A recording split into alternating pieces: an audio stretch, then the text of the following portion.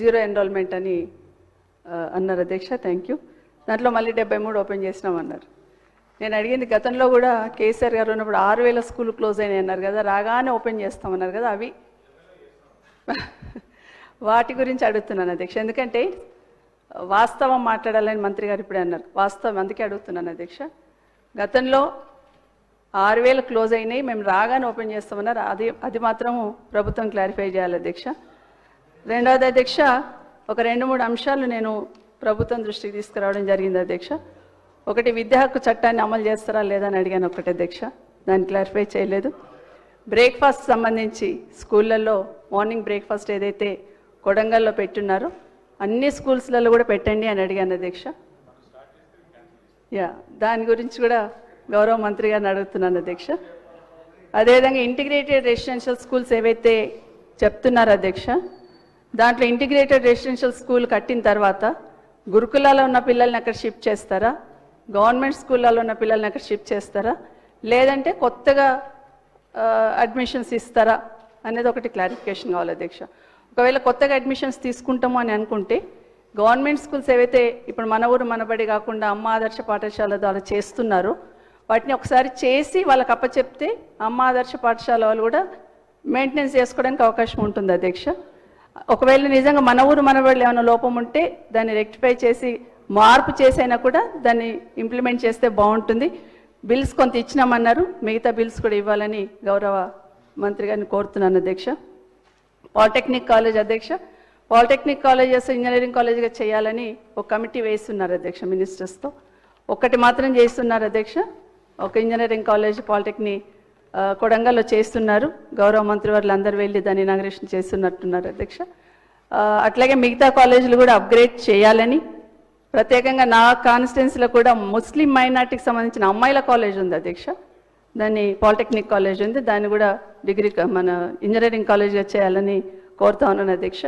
అదే సర్వశిక్షణ అభియాన్ సంబంధించిన సిబ్బందికి సంబంధించి వాళ్ళ సమస్య ఏదైతే ఉందో దాన్ని మీరు ఎలక్షన్ అయిపోగానే చేస్తామన్నారు, అది కూడా చేయాలి. తర్వాత వాళ్ళ శాలరీస్ 3 నెలలు వాళ్ళు ధర్నా చేసినందుకు ఆపేసిన శాలరీస్ కూడా ఇవ్వాలని కోరుతున్నాను అధ్యక్ష.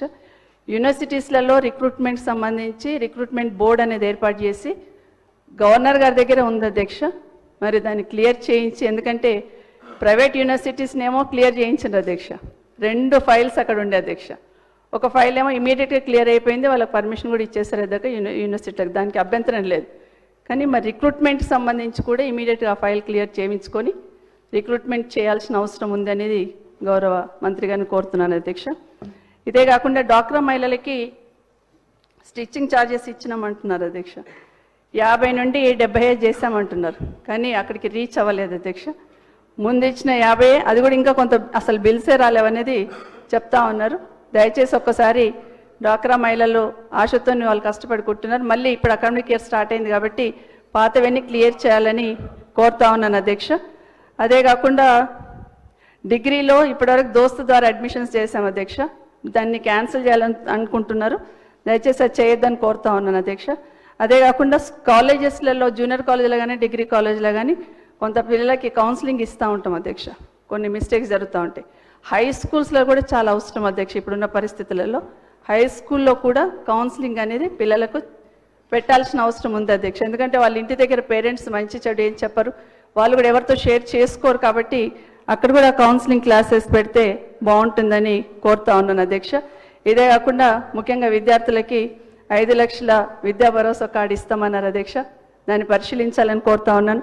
అదే కాకుండా 10th పాస్ అయితే 10,000, ఇంటర్ పాస్ అయితే 15,000, డిగ్రీ పాస్ అయితే 25,000, పీజీ పాస్ అయితే ₹1,00,000, ఎంఫిల్ పిహెచ్డి పాస్ అయితే 5 లక్షలు ఇస్తామన్నారు అధ్యక్ష. తప్పకుండా ఆ దిశగా ఆలోచించి వీళ్ళు ఎంత తొందరలో ఇవ్వాలని ఆ రోజు ఉండి ఇదంతా రాసిన మా శ్రీధర్ బాబు గారిని కూడా రిక్వెస్ట్ చేస్తూ ఉన్నాను. అదే కాకుండా గెస్ట్ ఫ్యాకల్టీ వాళ్ళకి 42,000 శాలరీ పెంచుతామన్నారు అధ్యక్ష. అదేవిధంగా పార్ట్ టైం లెక్చరర్స్ కూడా 50,000 చేస్తామన్నారు, దయచేసి ఇవన్నీ కూడా పరిశీలించాలి. దీంతోపాటు పోలీసు ఉద్యోగులకు సంబంధించిన పిల్లల కోసం ఒక స్కూలు ఏర్పాటు చేస్తున్నామని చెప్పారు అధ్యక్ష, దాంట్లో హోంగార్డ్ సంబంధించిన వాళ్ళ పిల్లలకు కూడా అవకాశం ఇవ్వాలని కోరుతా ఉన్నాను. అదేవిధంగా చాకలీలమ్మ యూనివర్సిటీకి బయటేమో 500 కోట్లు అన్నారు అధ్యక్ష, కానీ 100 కోట్లు పెట్టారు, ఇక్కడ 500 కోట్లు ఖచ్చితంగా పెట్టాలని. ఎందుకంటే అమ్మాయిలకు సంబంధించిన స్ట్రెంత్ ఎట్లా పెరుగుతుంది అనేది మనం చూస్తూ ఉంటే చాలా ఎక్కువ స్ట్రెంత్ మన అమ్మాయిలది ఉంది అధ్యక్ష. ఎందుకంటే గురుకులాలు ఏదైతే ఉందో అధ్యక్ష, గురుకులాలు పెట్టినప్పుడు 50% గురుకులాలు అమ్మాయిల కోసం పెట్టారు అధ్యక్ష. అవి కాలేజీలు కానివ్వండి, పీజీ కాలేజ్ కానివ్వండి, లా కాలేజ్ కానివ్వండి, స్కూల్స్ కానివ్వండి, 50% అమ్మాయిల కోసమే పెట్టున్నారు అధ్యక్ష. కాబట్టి ఆ యూనివర్సిటీకి అమౌంట్ ఇమీడియట్గా అన్నట్టు 500 కోట్లు రిలీజ్ చేయాలని కోరుతున్నా అధ్యక్ష. ఇదే కాకుండా ఉస్మా యూనివర్సిటీలో చాలా హాస్టల్ బిల్డింగ్స్ అన్ని స్టార్ట్ చేస్తున్నాం అధ్యక్ష. చాలా వరకు అమ్మాయిలవి అబ్బాయిలవి అవన్నీ కూడా పూర్తి చేసి తొందరగా పూర్తి చేయాలని కోరుతున్నాను అధ్యక్ష. అదే కాకుండా JN2లో ఒక బిల్డింగ్ కంప్లీట్ అయింది అధ్యక్ష. 50 కోట్లు పెట్టి 9 నెలల నుండి దీని ఇనాగ్రేషన్ కోసం వెయిటింగ్లో ఉన్నారు. దయచేసి చేయమని కోరుతా ఉన్నారు, ఎందుకంటే ఊరికే అట్లా వదిలేశారు. అదే కాకుండా యూనివర్సిటీలో ఉస్మాన్ యూనివర్సిటీలో కూడా అధ్యక్ష హాస్టల్ బిల్డింగ్ కంప్లీట్ అయింది. ఎందుకంటే అక్కడ పిల్లలకి ఇబ్బందికరంగా ఉంది. తొందరగా వీటిని ఇనాగ్రేట్ చేసి పిల్లలకు అందించాలని కోరుతున్నా అధ్యక్ష. అన్నిటికన్నా ముఖ్యంగా అధ్యక్ష, ఉస్మాన్ యూనివర్సిటీ నిజంగానే చరిత్ర ఎక్కడున్నా కూడా చరిత్రలో ఉండిపోతుంది అధ్యక్ష. ఉద్యమంలో అయినా ఎప్పుడైనా కూడా 100 సంవత్సరాల నుండి ఉంది కాబట్టి అధ్యక్ష. ఉస్మాన్ యూనివర్సిటీలో ధర్నాలు ర్యాలీలు చేయొద్దని నిషేధం విధించారు అధ్యక్ష. యూనివర్సిటీలో ప్రస్తుతం సంగతి చెప్తున్నాను.